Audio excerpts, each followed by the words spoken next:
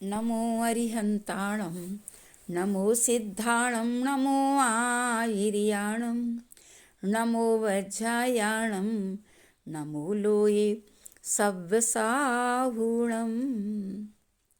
आवास दान में प्रसिद्धि पाई है सूकर ने।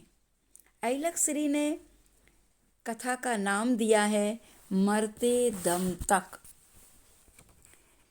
वे दो थे, दोनों में गाढ़ी मित्रता थी। उसमें से एक नाई था तो दूसरा कुम्हार। निम्न जाति में जन्म लेने के बाद भी लक्ष्मी की उन पर असीम कृपा थी। धन, बुद्धि, मृत्यु और बीमारी, वय और जातिगत समीकरणों से परे ही है। लोग उन्हें धर्मिल एवं देविल के नाम से जानते थे। उन्होंने मिलकर जन कल्याणार्थ एक विश्रांति भवन का निर्माण कराया था। मालव देश के घट गांव में बना वह विश्रांति भवन सुदूरवर्ती प्रांतों से आए यात्रियों के लिए अत्यंत सुविधाजनक था, क्योंकि इसमें एक पर्णशाला भी थी जिसमें अल्प मूल्य पर उत्तम सुस्वादु भोजन सहज ही सुलभ हो जाता था। एक दिन संध्या के वक्त देविल ने सुगुप्त मुनिराज को, जो कि अभी अभी दूसरे नगर से विहार करके आए थे, विश्रांति भवन में ठहरा दिया और अपने घर चला गया। देविल के जाते ही धर्मिल नाई विश्रांति भवन में प्रविष्ट हुआ। वह दिगंबर जैन मुनियों का घोर विरोधी था। जैसे ही उसने सुगुप्त मुनिराज को धर्मशाला में देखा तो बेईमानस्य से भर गया। उन्हें बुरी तरह से अपमानित करके बाहर निकाल दिया। देविल थोड़ी ही देर बाद जब विश्रांति भवन में वापस आया और मुनिश्री को वहां ना पाकर धर्मिल से बोला, मुनिराज को मैं यहाँ ठहरा गया था, वे इस समय कहाँ हैं? होंगे कहीं, अपने को उनसे क्या लेना देना? धर्मिल ने रूखे स्वर में कहा, मैं उन्हें यहाँ ठहरा गया था इसलिए पूछ रहा हूँ। यहाँ नंगे फंगे साधु नहीं ठहर सकते थे। ये विश्रांति भवन हमने नंगे बाबाओं के लिए नहीं बनवाया है। मैंने उन्हें बाहर निकाल दिया। आप उन्हें निकालने वाले कौन होते हैं? विश्रांति भवन में मेरा भी तो पैसा लगा है। मुझे क्या किसी को ठहराने का भी अधिकार नहीं रहा? मुनिश्री को कोई जीवन भर तो यहाँ ठहरना नहीं था। एक रात की तो बात थी, प्रातः तो वे चले ही जाते। इसमें तेरा क्या बिगड़ जाता? देविल का स्वर भी अब उग्र होता जा रहा था। अरे तू तो अधिकार की बात करने लगा। जितना विश्रांति भवन पर तेरा अधिकार है उतना मेरा भी। तू जिसे ठहरा सकता है उसे मैं निकाल भी सकता हूँ, धर्मिल ने क्रोधित होते हुए कहा। ऐसी अंधेर गर्दी नहीं चलेगी। विश्रांति गृह तेरे बाप का नहीं है। तेरी हिम्मत कैसे पड़ी मुनिश्री को निकालने की? देखता नहीं शीत धीरे धीरे धरती पर उतरने लगी है, भी रात कैसे बिताएंगे?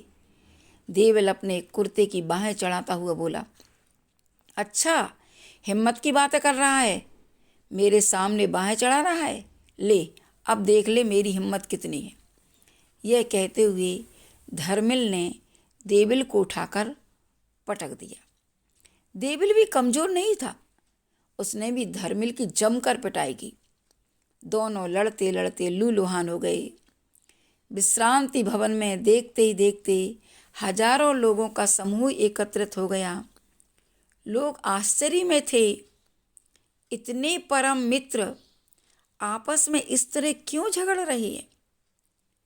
विश्रांति भवन पल में क्रांति भवन के रूप में परिणत हो गया। देविल और धर्मिल की वर्षों की मित्रता तिनके के घोंसले की तरह बिखर गई। मित्रता के लिए तो कई वर्ष लगते हैं, किंतु शत्रुता क्षण में हो जाती है। धर्मिल के अपमान ने देविल के स्वाभिमान पर करारी चोट की। फलता वर्षों से बना प्रीति का महल पलक झपकते ही रेत के घरौंदे के समान ढह गया। विश्रांति भवन की रक्त रंजित भूमि पर तड़पते हुए वे दोनों शांत हो गए। हिंसा के क्रूर परिणामों से हुए इस प्राणांत के फलस्वरूप देविल ने सूकर तथा धर्मिल ने व्याघ्र की पर्याय धारण की। संयोगवश दोनों एक ही वन में थे। जेठ की चिलचिलाती धूप, आकाश से प्रचंड अग्नि बरसाता प्रचंड प्रभाकर और नीचे तप्त लोहे की तरह धधकती धरती तन एवं मन प्राणों को झुलसा रही थी। यकायक वे ही सुगुप्त मुनि महाराज महामुनि वहीं उसी वन में एक प्रस्तर गुफा में जा पहुंचे।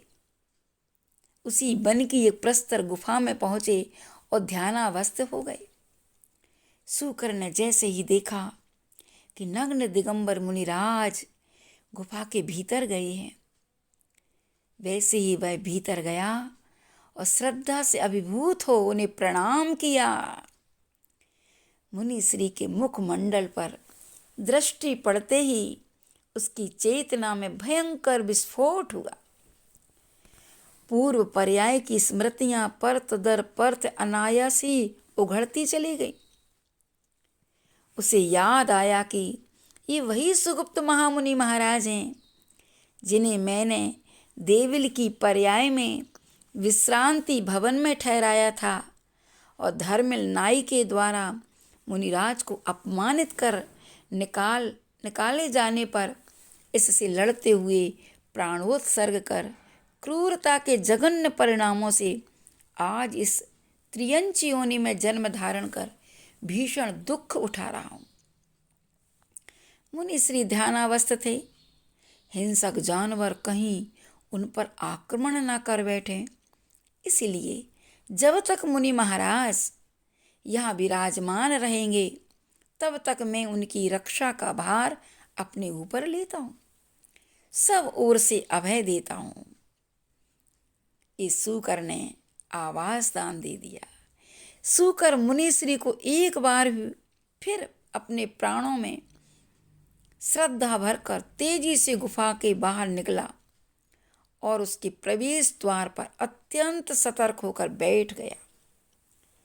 धीरे धीरे सूरज अस्ताचल में ढलने लगा।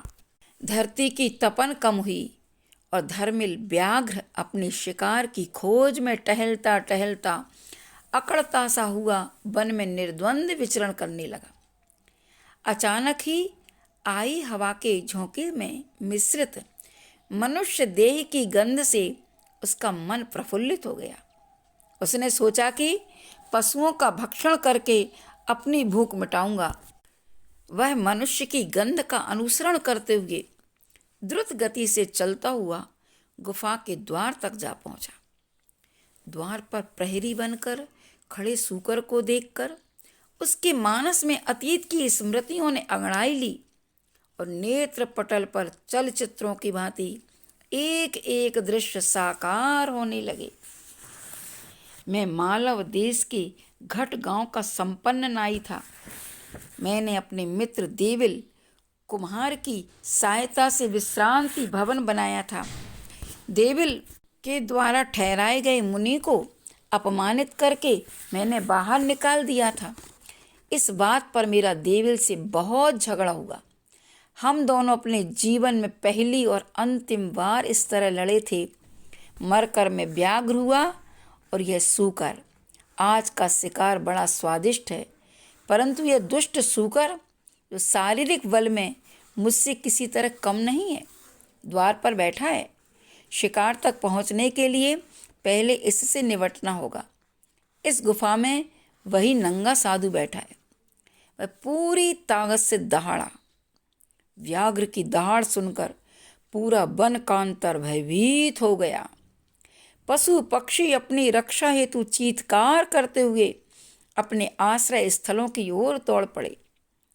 जैसे ही शूकर ने व्याघ्र की दहाड़ सुनकर अपनी आंखें ऊपर उठाईं, वैसे ही सामने व्याघ्र को अपनी लपलपाती जिह्वा शुष्क ओंठों पर फिराते देखा। व्याघ्र की आंखों में हिंसा की क्रूर चिनगारी चमक रही थी। आंखों की भाषा पढ़ने में पशुओं का कोई जवाब नहीं था। यह वही धर्मिल नाई है जिसने मुनिश्री का अपमान किया था। आज फिर यह दुष्ट मुनिश्री का भक्षण करने गुफा में प्रविष्ट होना चाहता है। परंतु मैं प्रतिज्ञा कर चुका हूं कि मरते दम तक मुनिराज की रक्षा करूंगा, चाहे कुछ भी हो। अपने बल के अभिमान में चूर व्याघ्र उछलकर गुफा के प्रवेश द्वार पर पहुंच गया। शूकर्ण भीषण हुंकार से पूरा वन प्रांत गुंजाते हुए कहा, ठहरो, कहाँ जाते हो? दूर हट, तू मुझे रोकने वाला कौन होता है? भीतर के शिकार पर मेरा अधिकार है, मैं उसे मारकर अपनी भूख मिटाऊंगा। चल चल कहीं और जा। जब तक मैं इस गुफा के द्वार पर खड़ा हूं तब तक तू भीतर नहीं जा सकता। जैसा तेरा मारने का अधिकार है वैसा ही मेरा बचाने का अधिकार है। देखता हूं मेरे जीते जी तू कैसे मुनिराज पर आक्रमण करता है। शूकर बोला, तू दाल भात में मूसल चंद बनकर क्यों अपने प्राण गंवाना चाहता है? आश्चर्य है, एक मच्छर हाथी से भिड़ने का प्रयास कर रहा है। अरे मूर्ख, जा, अब भी समय है, दफा हो जा, अन्यथा मैं तुझे अभी ठिकाने लगा दूंगा। व्याघ्र फिर गरजा। कौन किसको ठिकाने लगाएगा, इसका निर्णय तो अभी हुआ जाता है। गरज, हाँ हाँ और गरज। याद रख, जो गरजते हैं वो बरसते नहीं हैं, और जो बरसते हैं वो गरजते नहीं हैं। मैं शारीरिक बल में तुझसे भले ही कम हूँ, मगर आत्मिक बल मुझ में तुझसे कई गुना है। अगर तूने भीतर घुसने का दुस्साहस किया तो यहाँ से जीवित न लौट पाएगा। अच्छा, तेरा यह साहस कि तो मुझे धमकी दे? शूकर, तू भी आज देख लेगा कि मैं वो बादल हूँ जो गरजते भी हैं और बरसते भी हैं। व्यर्थ ही प्रलाप क्यों कर रहा है? हिम्मत है तो मैदान में क्यों नहीं आ जाता? शूकर ने उकसाया। मरने को तो तू अगर इतना बेचैन है तो ले मर। और व्याघ्र ने यह कहते हुए शूकर के सिर पर पंजा मारा। शूकर लूलुहान हो गया। अपने सिर से लहू बहता देखकर शूकर भी क्रोधित होकर व्याघ्र पर उछला और उसके सिर पर वार किया ही साथ में बाया पंजा भी बुरी तरह से चबा डाला। व्याघ्र दर्द से बिलबिला उठा।